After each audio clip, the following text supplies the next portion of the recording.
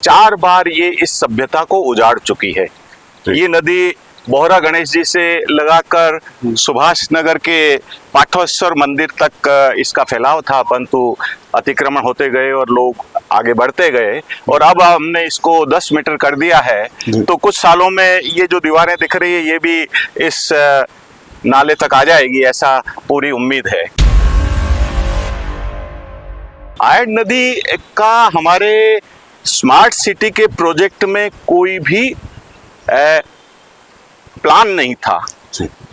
जो हमें smart city में टॉप 20 में जगह मिली वो इसलिए मिली कि हमारे प्रोजेक्ट जो थे वो बहुत ही अच्छे थे और टॉप 20 में लेने के लिए ये था कि 2 स्तरों पे आपका मूल्यांकन हुआ था और जिन जिन के प्रोजेक्ट्स अच्छे थे उनको स्मार्ट सिटी दी गई।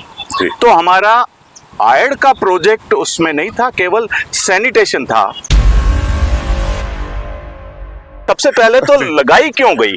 पहले तो यहाँ पे सारा आरसीसी करके और उसके ऊपर पट्टियां लगाने, उसका भी मैंने बहुत विरोध किया। तो फिर जब एनजीटी ने उस पे रोक लगाई तब जाके वो आरसीसी भी बंद हुई। बाकी तो ये बिल्कुल आरसीसी के केज में इसको कैद करने वाले थे, परंतु नदी कभी भी केज नहीं होती है, पिंजरे में बंद नहीं कर सकते नदी को। और आज नदी ने अपना बता दिया दायरा। बिल्कुल ये 4-4, 5-5 फीट मलबा दोनों तरफ भरा गया है, इसके कारण ये लेवल ऊंचा आ गया। और इन्होंने जो 6 एनीकट बना दिए, जबकि वेबकोस ने स्पष्ट रूप से मना किया था। जल संसाधन विभाग का नक्शा है, उसमें ये बताया गया कि ये शहर का इलाका है, यहाँ पर फ्लड की संभावना है। तो वेबकोस ने मना किया कि यहाँ पे एनीकट नहीं बनाए। और अभी जहां जहां पानी घरों में घुसा है वो एक तो 4 फीट इसको 5 फीट ऊपर उठाने से, और दूसरा एनीकट, जहां एनीकट बना उसके पीछे आप देख लीजिए कि 5 फीट का नदी के बहाव में अंतर है। अब ये पेड़ इसमें लगाना बहुत ही समझदारी का काम नहीं है, क्योंकि ये 15-15 फीट के पेड़ कई आ गए हैं इसमें। और ये सारा जो मलबा इन्होंने भरा है वो सारा बह के उदय सागर में जा रहा है। और अभी इन्होंने 2.5 करोड़ 2 करोड़ 52 लाख रुपए का जो बजट पेड़ लगाने के लिए, मिट्टी डालने के लिए, खाद डालने के लिए जो रखा है, वो मिट्टी और खाद सारी बह के उदय सागर जा रही है और उदय सागर उथला हो रहा है। अभी कुछ दिनों पहले ही रिपोर्ट आई कि हमारे जो बांध है वो 50% मतलब उसमें गाद भर रही है, उनकी कैपेसिटी 50% तक कम हो रही है और उसमें हम और इजाफा कर रहे हैं। नमस्कार, मैं हूं 24 न्यूज़ अपडेट से सुशील जैन। आज हम लोग खड़े हैं सुभाष नगर एरिया के एनीकट के यहाँ पर, और हमारे साथ जुड़े हुए हैं महेश जी, जो एक पर्यावरणविद हैं और जो आपको इस आयड नदी के बारे में संपूर्ण जानकारी देंगे कि ये आयड नदी कब बनी, इसका इतिहास क्या है। जी महेश जी, आपका बहुत बहुत स्वागत है हमारे चैनल में। धन्यवाद। आयड नदी सदियों पुरानी है और ये नदी कम से कम 1 लाख साल से ज़्यादा की अगर इसका इतिहास बताते हैं पुरातत्ववेत्ता। और यहाँ पर ये नदी जानकारी के अनुसार जो खुदाई में मिले हैं 4 बार ये इस सभ्यता को उजाड़ चुकी है। ये नदी बोहरा गणेश जी से लगाकर सुभाष नगर के पाठवेश्वर मंदिर तक इसका फैलाव था, परंतु अतिक्रमण होते गए और लोग आगे बढ़ते गए और अब हमने इसको 10 मीटर कर दिया है। तो कुछ सालों में ये जो दीवारें दिख रही है ये भी इस नाले तक आ जाएगी, ऐसा पूरी उम्मीद है। जी, तो आयड नदी का हमारे स्मार्ट सिटी के प्रोजेक्ट में कोई भी प्लान नहीं था। जो हमें स्मार्ट सिटी में टॉप 20 में जगह मिली वो इसलिए मिली कि हमारे प्रोजेक्ट जो थे वो बहुत ही अच्छे थे और टॉप 20 में लेने के लिए ये था कि 2 स्तरों पे आपका मूल्यांकन हुआ था और जिन जिन के प्रोजेक्ट्स अच्छे थे उनको स्मार्ट सिटी दी गई। तो हमारा आयड का प्रोजेक्ट उसमें नहीं था, केवल सैनिटेशन था। और स्मार्ट सिटी में ने भी जो प्रोजेक्ट बनाया है उसमें भी यही है कि 139 नालों को जो सीवेज बह के जा रहा है उसको ट्रैप करेंगे, सीवरेज लाइन बिछाएंगे और ट्रीटमेंट प्लांट तक उसको सीवेज को ले जाएंगे। तो आयड के सौंदर्यकरण का तो कहीं जिक्र था ही नहीं, परंतु हमने उन नालों को ट्रैप नहीं किया। आज भी वो नाले बह के उदय सागर में जा रहे हैं और उदय सागर से हमारे शहर को, प्रतापनगर जैसे इलाके को पानी पिलाने की योजना बनाई जा रही है। तो ये जो है, जबकि पॉल्यूशन कंट्रोल बोर्ड 3 बार यहाँ आकर चेक कर चुका है कि आयड नदी में आज भी सीवेज बह रहा है, मलजल बह रहा है, और उन्होंने स्मार्ट सिटी और नगर निगम को नोटिस दिया है कि आप इनको ट्रैप करिए, और उनको उनके ऊपर वाद दायर करने के लिए भी नोटिस दिया है कि आप ये आयड नदी को प्रदूषित कर रहे हैं।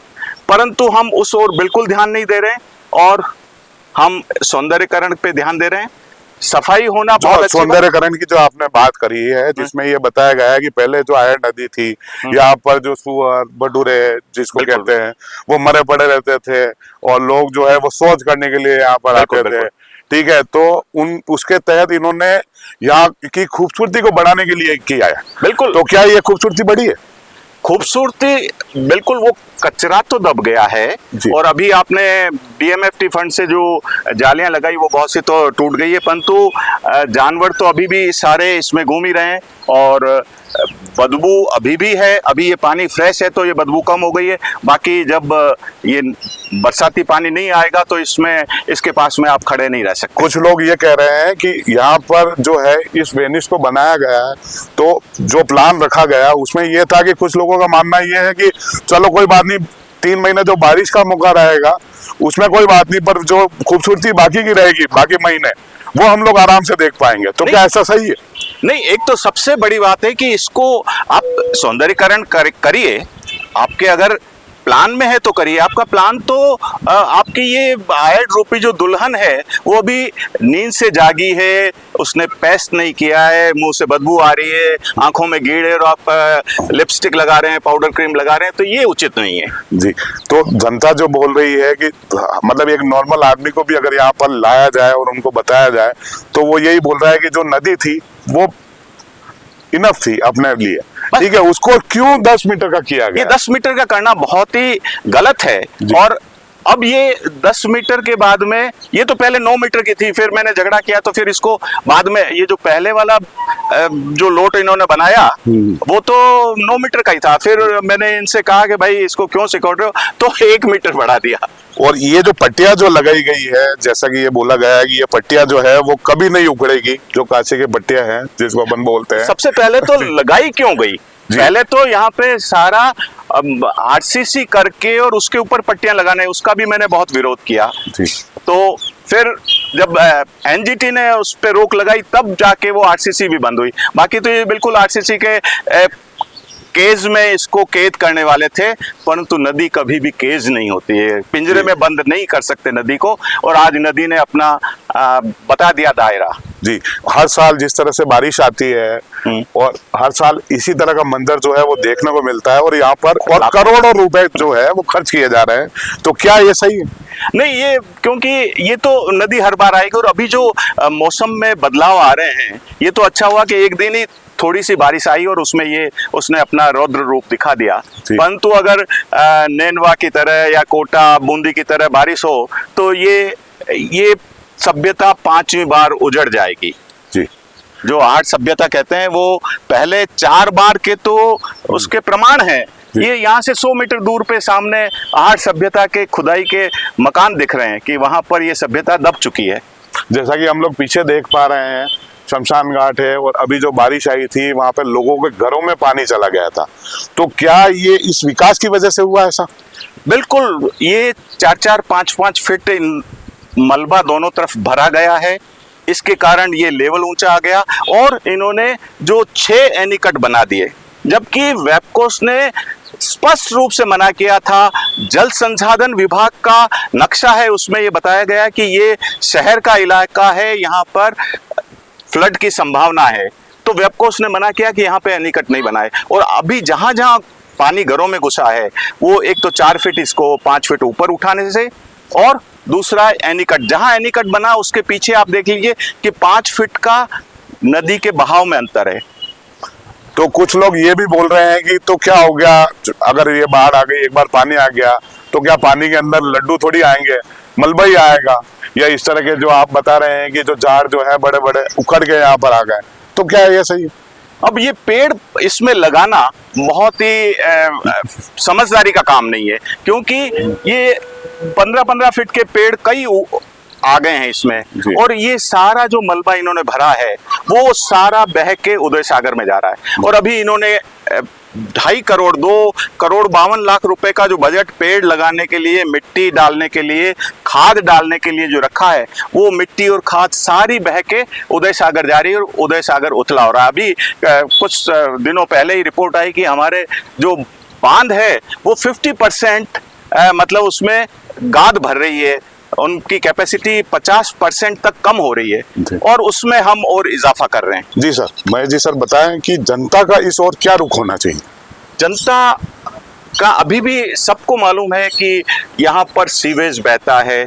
इनकी जो स्मार्ट सिटी की रिपोर्ट है उसमें भी कहा गया है कि इसमें सीवेज बह रहा है, उसमें उन्होंने जितना बताया है। अब इन्होंने जो आलू फैक्ट्री में 5 MLD के जो STP प्लांट लगाया उसमें केवल 1 MLD पहुंच रहा है, तो बाकी सारा आयन नदी में आ रहा है। उधर आपका भुवाना से लगा के बड़गांव, बेदला, इन सब का जो सीवेज है वो सारा इसमें आ रहा है जी। आगे के जितने भी गांव हैं वो सारे आ रहे हैं।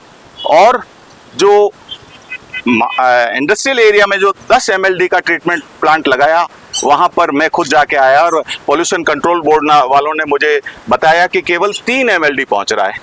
तो कुल जो 60 MLD के ट्रीटमेंट प्लांट लगाए हैं उसमें भी अभी 40-45 MLD पहुंच रहा है, जबकि उदयपुर में पिछले 2013 की जो सर्वे रिपोर्ट है उसमें भी है कि 150 MLD तक सीवेज बह सकता है।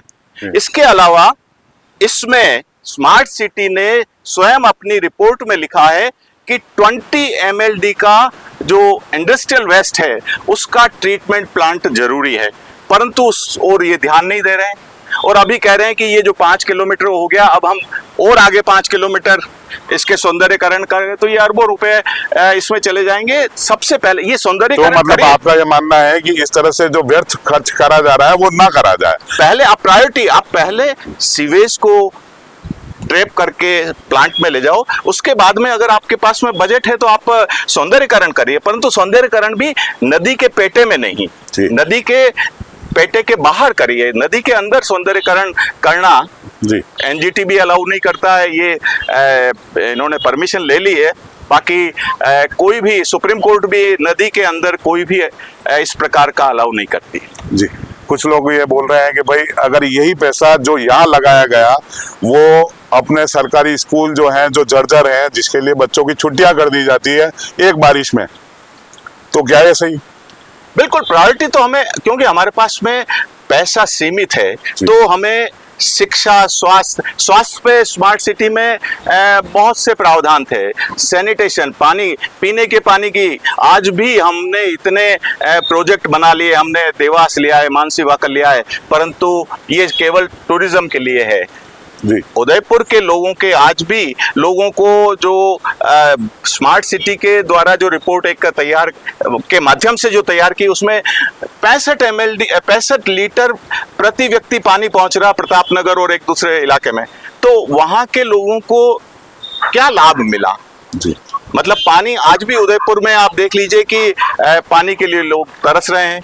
जब स्मार्ट सिटी की एक्सपर्ट कमेटी की मीटिंग बुलाई थी तब मैंने कहा था कि साहब 24 घंटे में एक दिन तो दे दे, तो उन्होंने कहा था कि नहीं, हम 24 घंटे पानी देंगे उदयपुर को। मैंने कहा साहब आप पढ़ लीजिए, गाइडलाइंस पढ़ लीजिए, तो उसमें कम से कम सफिशिएंट पानी सप्लाई का था, निरंतर बिजली आपूर्ति का था। आज देख लीजिए उदयपुर में रोज 300-400 शिकायतें आती है, बिजली नहीं है, पानी नहीं है, सैनिटेशन नहीं है। पिछोला में रोज सीवेज बह रहा है, उसके फोटो आते हैं, उसकी खबरें आती है। तो हमें प्रायोरिटी जो हमें दी गई है और जो हमने प्रोजेक्ट बना के दिए हैं उसको पूरा करना चाहिए। जी।